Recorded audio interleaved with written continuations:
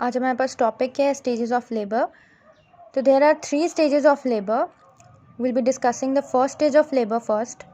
तो पहले हमारे पास फर्स्ट स्टेज ऑफ लेबर में 2 फेजेस आते हैं। पहला है latent phase, the other one is active phase.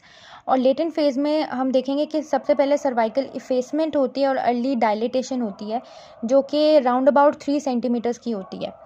Contractions occur twice every 10 minutes और हर कॉन्ट्रैक्शन का टाइम ड्यूरेशन 20 सेकेंड से ज़्यादा होता है। एक्टिव फेज़ की अगर बात करें तो वो मोर रैपिड सर्वाइकल डायलेशन होती है।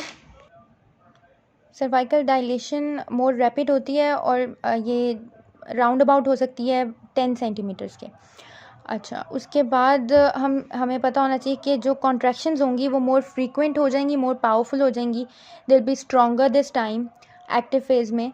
और हम देखेंगे कि कॉन्ट्रैक्शंस अगर 3 टाइम्स एवरी 10 मिनट्स और हर कॉन्ट्रैक्शन का टाइम पीरियड जो है वो 40 सेकेंड से एक्सीड कर जाएगा।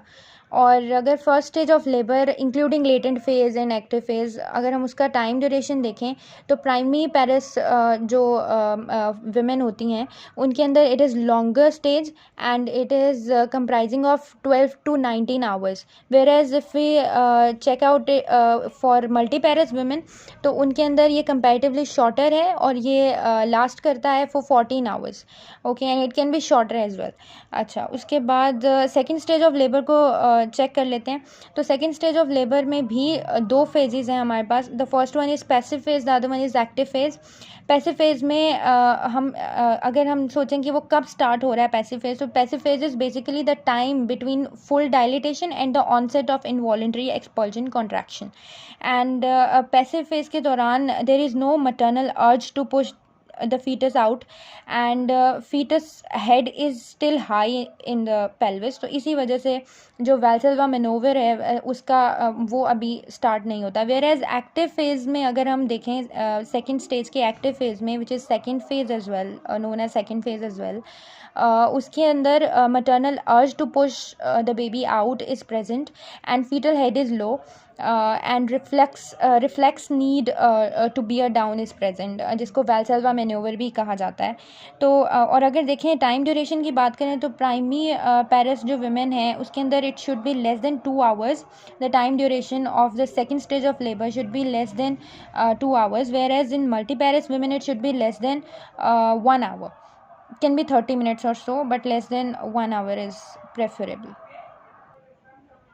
Okay, now talking about the third stage of labor. So third stage of labor basically occurs immediately after the baby's delivery until the delivery of placenta. There are certain signs of placental separation which should be kept in mind. The first one is that there is a fresh show of blood from vagina. The second one is that umbilical cord lengthens outside the vagina, fundus rises up, and uterus becomes firm and globular. Okay, so in the third stage of labor, it is necessary to thoroughly inspect for lacerations and surgical repair should be performed if necessary. We should check if perianal lacerations are present or not, and then should act accordingly. We'll be discussing about the perianal lacerations and their degrees, and then the appropriate management in the next coming up videos. So thank you for watching. Do like and subscribe if you found the video useful. Thank you.